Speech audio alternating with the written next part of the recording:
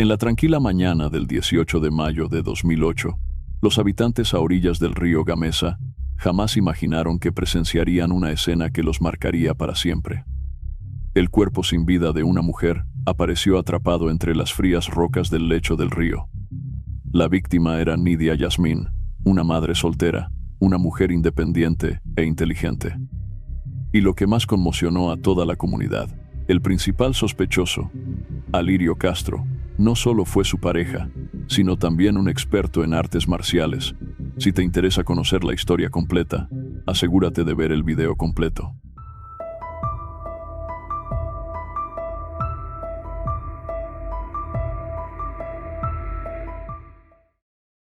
El domingo 18 de mayo de 2008, la tranquilidad de la ribera del río Gamesa se vio abruptamente interrumpida.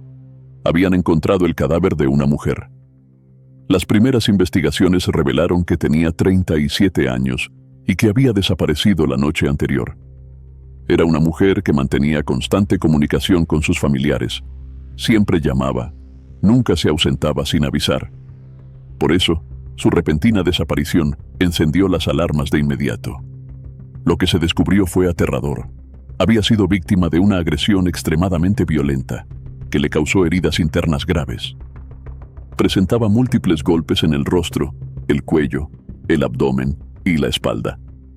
Eran golpes fríos, certeros, ejecutados con precisión quirúrgica.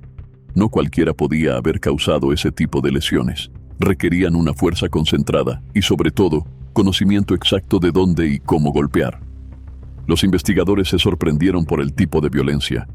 Era evidente que el agresor usó su propio cuerpo como arma. No se trataba de una agresión impulsiva, sino de una acción metódica y dirigida. Los golpes habían sido dados sobre órganos vitales, conocidos como órganos blancos, provocando un daño interno masivo, pero con mínima lesión externa visible. Varios órganos estaban lacerados y algunos incluso estallaron. Este tipo de violencia era típico de personas con entrenamiento físico especializado, que sabían cómo causar el mayor daño con el menor esfuerzo visible. La víctima se llamaba Natividad y nació el 24 de diciembre de 1971. Para su familia, especialmente para Miguel González, su nacimiento fue el mejor regalo de Navidad. Llegó al mundo en plena época decembrina, entre villancicos, pólvora y alegría. Sus hermanas la recordaban como una niña juiciosa. Aunque crecieron rodeadas de juegos y bullicio, Natividad era distinta, tranquila, reservada, observadora. Nunca jugaba con los demás, prefería quedarse sentada, mirando. Pero el tiempo y las adversidades forjaron en ella una personalidad más fuerte, más dura. Era madre soltera de 2 niñas, profesional, independiente. Mantenía a sus hijas con su trabajo y tenía un almacén de ropa con el que se sostenía. Era una madre ejemplar, una hija ejemplar también. Desde muy joven se dedicó a los negocios en Sogamoso, la ciudad donde creció, y se realizó como profesional. Tenía un talento natural para las ventas, se le facilitaba todo lo relacionado con el comercio.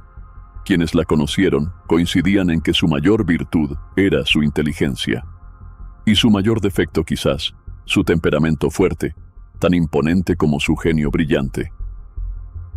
En diciembre de 1999, contra todo pronóstico, Nidia logró graduarse como contadora en un instituto educativo de Sogamoso. Fue un triunfo personal importante, pero su vida no era perfecta. A pesar de sus logros académicos y laborales, había fracasado varias veces en el amor. En 2 ocasiones intentó formar una familia, pero las relaciones no prosperaron. De esas uniones nacieron sus 2 hijas, por quienes vivía y luchaba cada día. Todo cambió en octubre de 2006, cuando conoció a Alirio Castro, un obrero de la región. Se enamoró profundamente de él. Al principio su familia aceptó la relación sin mayor objeción, pues aún no conocían bien al hombre. En Alirio, Nidia vio una nueva oportunidad para rehacer su vida familiar. Según sus allegados, Nidia y Alirio incluso hablaban de casarse. Ella llegó a pensar en mudarse a Bogotá con él. La relación duró aproximadamente 1 año y medio, aparentemente estable hasta mayo de 2008. El sábado 17 de mayo fue la última vez que alguien la vio. Nidia, como siempre, solía comunicarse a diario con su familia. Pero ese día no llamó, no dio señales. Lo último que supieron fue que, el 16 de mayo, cerca de las 9 de la noche, Nidia había llegado a visitar a su madre, Cecilia. Durante esa visita, Nidia le confesó a su madre que había tenido una fuerte discusión con Alirio. Incluso le contó que él la había amenazado de muerte. A la mañana siguiente, el domingo 18 de mayo de 2008, campesinos que se encontraban en la ribera del río Gamesa, un lugar donde la gente del sector suele reunirse para almorzar, encontraron el cuerpo de una mujer encajado entre las piedras del agua. El experimentado investigador Samuel Salamanca fue uno de los primeros en llegar a la escena. Nunca ha olvidado lo que vio ese día. El cuerpo tenía puesto un pantalón de jean y presentaba múltiples golpes en el rostro, cuello, abdomen y espalda.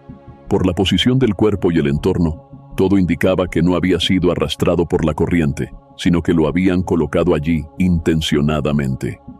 Las autoridades manejaron desde el inicio la hipótesis de un homicidio. La mujer fue identificada como Nidia. El cuerpo fue trasladado a medicina legal, donde los forenses comenzaron a examinar cada una de sus heridas, buscando respuestas. La familia de Nidia la enterró en Sogamoso, el pueblo donde creció. Era el 19 de mayo de 2008. Ese día, la misma tierra que la vio nacer y hacerse mujer, la despedía para siempre. Mientras tanto, el Instituto de Medicina Legal analizaba su caso con detenimiento. Nidia era la víctima número 10.000 registrada ese año, un número simbólico y alarmante que marcaba un hito doloroso. Resolver su caso se convirtió en un reto técnico y humano para los expertos forenses de Sogamoso. La necropsia fue reveladora. La causa directa de su muerte fue un trauma cráneoencefálico severo. Los golpes en la cabeza habían sido devastadores. Pero no era lo único. Había una lesión crítica en el hígado, una ruptura total del lóbulo derecho, considerada especialmente mortal. Esa clase de daño solo puede ser causada por una fuerza muy fuerte, concentrada con precisión quirúrgica en un punto específico del abdomen, en este caso, el hipocondrio derecho. La energía del impacto se transmitió directamente al hígado, provocando su destrucción.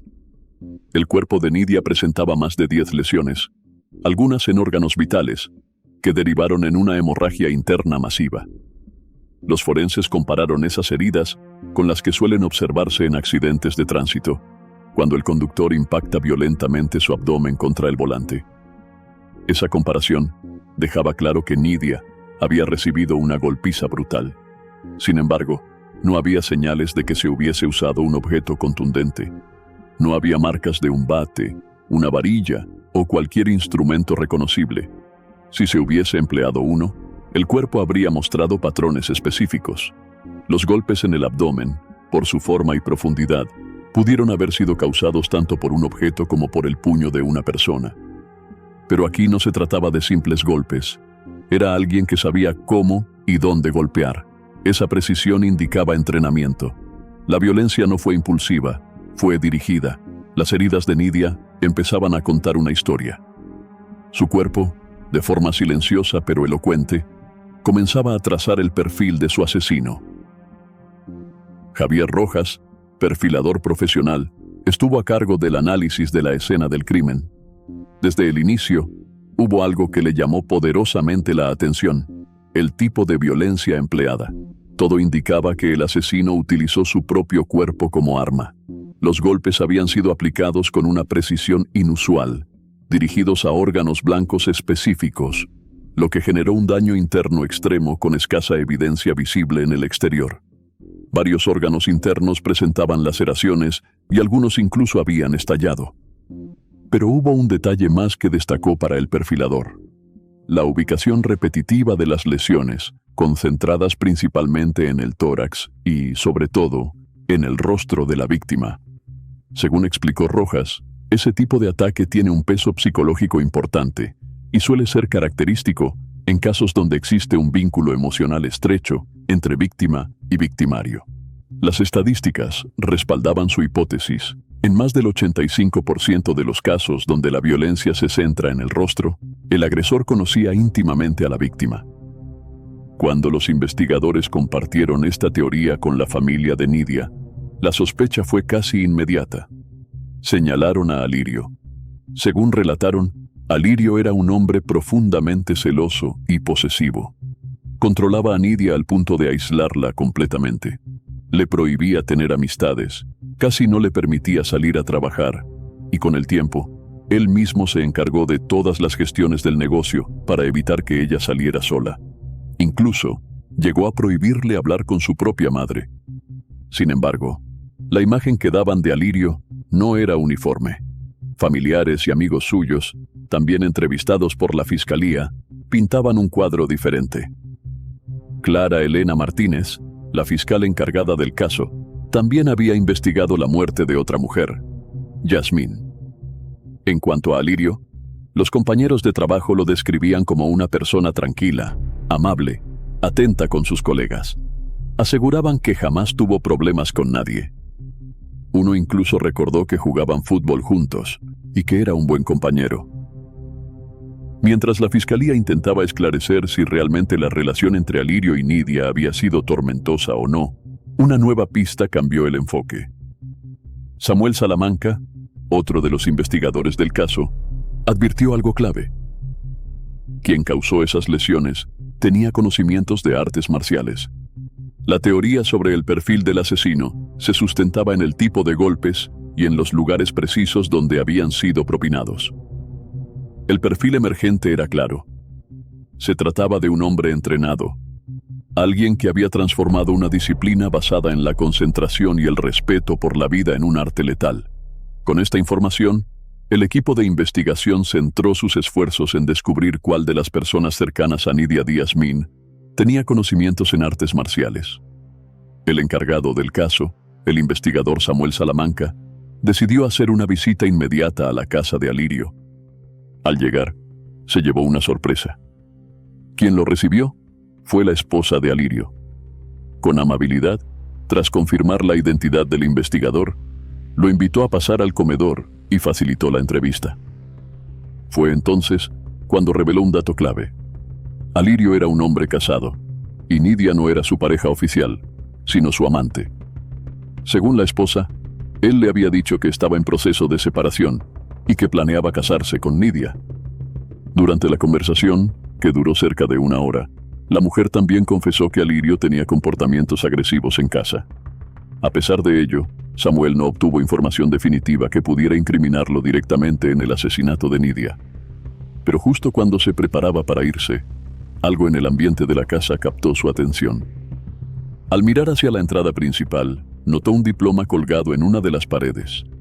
Al acercarse, leyó el nombre: Alirio Castro Cesa. El diploma era una certificación de artes marciales, acreditándolo como cinturón negro en karate, el grado más alto dentro de esa disciplina. Aquella prueba, exhibida con orgullo en la propia sala de su casa, era justo lo que necesitaban los investigadores. La esposa confirmó sin dudarlo que Alirio había estudiado artes marciales durante años. Para Samuel Salamanca, no quedaban más dudas. Aquel hombre, que tantas veces había negado tener relación con el crimen, se había convertido en el principal sospechoso de la muerte de Nidia Yasmín.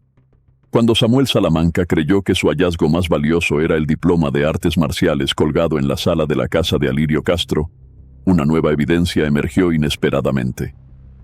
En los archivos del hospital de Sogamoso reposaba un documento fechado el 25 de mayo de 2007. En él se registraba que Nidia había sido víctima de una agresión física severa. La fiscalía analizó el caso y determinó que las lesiones sufridas en ese entonces eran sorprendentemente similares a las que 1 año después le causarían la muerte. En esa ocasión, Alirio Castro le había provocado fracturas en 3 costillas.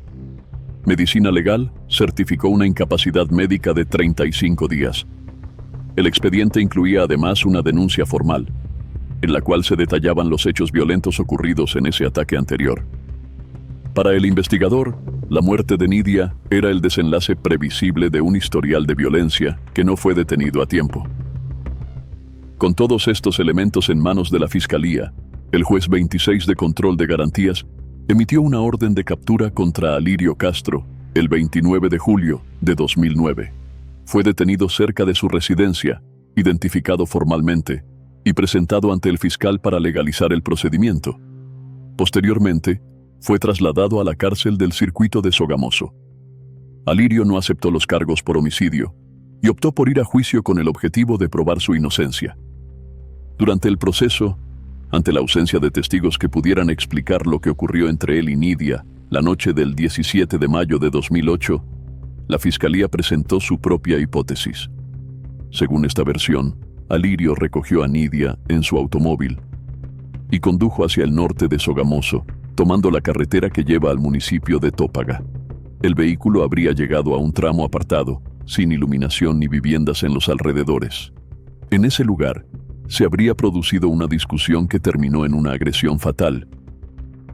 Después del ataque, el cuerpo fue transportado por un sendero hasta llegar a la parte baja del río Gamesa, donde finalmente fue arrojado. El cadáver fue encontrado con la cabeza incrustada entre dos piedras, sumergido en el agua.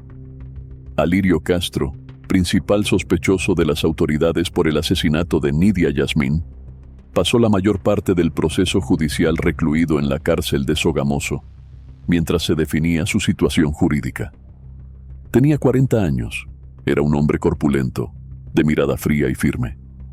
Desde el primer momento, negó la versión presentada por la Fiscalía y ofreció una historia completamente distinta a la construida por la fiscal Clara Elena Martínez. Sostenía que Nidia no era su pareja sentimental, sino una trabajadora sexual con la que mantenía únicamente una relación transaccional. Afirmaba que la conoció en un bar, que eran solo conocidos y que no existía entre ellos ningún vínculo afectivo ni emocional. Según su versión, jamás tuvo motivo alguno para causarle daño. Frente a esa narrativa, la Fiscalía sabía que, para sostener la acusación, debía probar que entre ambos existía algo más que una relación cliente-trabajadora. Necesitaban evidencias de una conexión emocional, algo que explicara celos, discusiones o tensiones, como posibles desencadenantes del crimen.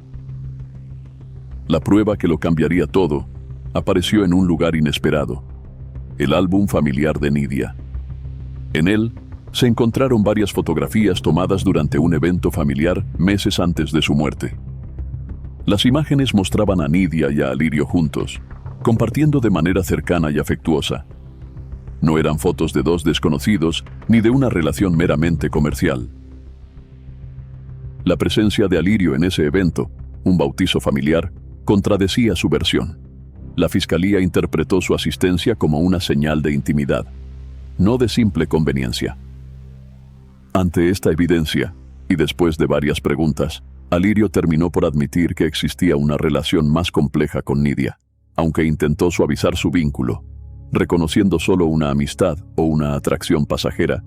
Sus palabras revelaban algo más cercano a una conexión emocional ambigua y conflictiva. Más allá de cualquier testimonio o interpretación, había un hecho imposible de ignorar. La última vez que la familia vio con vida a Nidia Yasmín, ella estaba en compañía de Alirio. Y ese detalle, él mismo lo confirmó. Según la versión presentada por Alirio Castro durante el proceso judicial, el último momento en que vio a Nidia ocurrió dentro de su vehículo. Afirmó que discutieron por dinero, ya que él aseguraba no tener cómo costear la salida que ella proponía, en la que algunos amigos los estaban invitando. La discusión escaló cuando llegaron a un semáforo en rojo. Allí, Nidia abrió la puerta y se bajó del automóvil. Alirio sostuvo que no intentó detenerla y simplemente regresó a su casa, argumentando que debía estar presente en su hogar y no podía permitirse pasar más días fuera sin explicación. Esa fue, según su testimonio, la última vez que la vio con vida. Sin embargo, la hora exacta de llegada de Alirio a su casa no pudo ser establecida por la Fiscalía. Cuando su esposa fue interrogada, solo recordó que él llegó tarde y se acostó a dormir, pero no pudo precisar la hora. Esa laguna temporal añadió más dudas sobre su versión de los hechos. A lo largo del juicio, surgieron elementos que conectaban a Alirio con el crimen de manera irrefutable, Uno de ellos fue su formación en artes marciales. Él mismo reconoció haber entrenado karate desde mediados de los años 90 y haber alcanzado el grado de cinturón negro en 1996. Esta habilidad le daba la capacidad física y técnica para causar las lesiones letales que sufrió Nidia, incluso sin necesidad de usar un arma. Alirio rechazó todas las acusaciones y también desmintió las afirmaciones de la familia de Nidia, quienes lo describían como una persona celosa y posesiva. Justificó que estas percepciones podrían estar influenciadas por el dolor de la pérdida. No obstante, en el expediente judicial figuraba una denuncia por violencia intrafamiliar, con un parte médico que indicaba 3 costillas fracturadas. Aunque Alirio aceptó que ese incidente ocurrió, ofreció una versión distinta. Relató que había llevado a Nidia a un concierto del cantante Giovanni Ayala, donde ambos bebieron alcohol, y que, al estar en estado de embriaguez, ella cayó por unas escaleras, provocándose las fracturas. Este no fue el único episodio de violencia en el que Alirio Castro se vio implicado. Él mismo admitió haber tenido al menos 2 altercados con su esposa, ambos bajo los efectos del alcohol. Reconocía haber protagonizado riñas domésticas, aunque trataba de restarles importancia, asegurando que tener problemas en el hogar no lo convertía necesariamente en un asesino. Sin embargo, el historial de violencia intrafamiliar, la coincidencia de los golpes y las múltiples pruebas presentadas por la Fiscalía construyeron un caso sólido en su contra. A pesar de eso, el 25 de noviembre de 2009, tras escuchar todas las deliberaciones, la jueza Elba González lo declaró inocente. Alirio fue absuelto y puesto en libertad de forma inmediata. Para la familia de Nidia, ese momento fue devastador. Durante un tiempo, se vieron obligadas a cruzarse con él por las calles del barrio, caminando libremente, como si nada hubiera pasado. Muchas veces lo encontraban en lugares públicos, tranquilo, sin mostrar señales de remordimiento. Su actitud, indiferente y aparentemente cínica, las desestabilizaba profundamente. Solo hasta finales de 2022, la Fiscalía atendió el llamado insistente de la familia y de la propia jueza, que había llevado el caso en 2018. Fue entonces cuando finalmente imputó a Juan Carlos Góngora por el delito de feminicidio agravado. Durante la audiencia virtual celebrada el 16 de diciembre de 2022, como era de esperarse para los familiares, el acusado no aceptó los nuevos cargos. Además, su defensa planteó una estrategia legal significativa.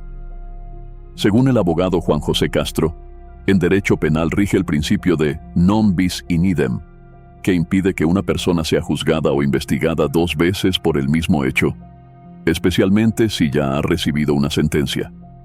En este caso, la nueva imputación por feminicidio se fundamentaba en las mismas pruebas utilizadas en 2018 para condenar a Góngora por desaparición forzada. Ante esta situación crítica, la Fiscalía fue consultada, pero no permitió entrevistas con los fiscales que llevaron originalmente el caso. En su lugar, designó como vocero al director seccional de Fiscalías de Bogotá, José Manuel Martínez. Él explicó que en 2018, aunque había antecedentes, un contexto evidente de violencia y una investigación del Gaula que señalaba que se trataba de un feminicidio, se optó por no imputar ese delito. Justificó la decisión afirmando que, en ese momento, primó el objetivo de lograr celeridad en el proceso, dado que no se había encontrado el cuerpo de Marilyn. Martínez, quien no dirigía la seccional en 2018, insistió en que ahora sí se está actuando con la rapidez adecuada. Aunque la imputación actual se basa en los mismos elementos probatorios que ya existían hace 5 años. Admitió que fue un caso sumamente complejo, pero no abordó directamente por qué no se aplicó desde el inicio un enfoque de género, ni por qué se prefirió un delito que permitía rebajas de pena. Para las víctimas, la explicación resulta insuficiente. Acusan a la Fiscalía de haber negociado con Juan Carlos Góngora, ofreciéndole una imputación por un delito que le daba beneficios procesales y permitía una condena rápida, a costa de renunciar a una verdadera justicia. Denuncian que se eligió el camino fácil, amparándose en la figura de la justicia premial del sistema penal colombiano, que favorece acuerdos incluso en casos de crímenes graves como el feminicidio. ¿Qué es lo que más te indigna de este caso? ¿Crees que debería permitirse la reducción de pena por aceptar cargos en casos tan graves como este? ¿Qué más podría hacer la familia de la víctima para obtener justicia, según tu opinión? Deja tu opinión en los comentarios y no olvides suscribirte al canal.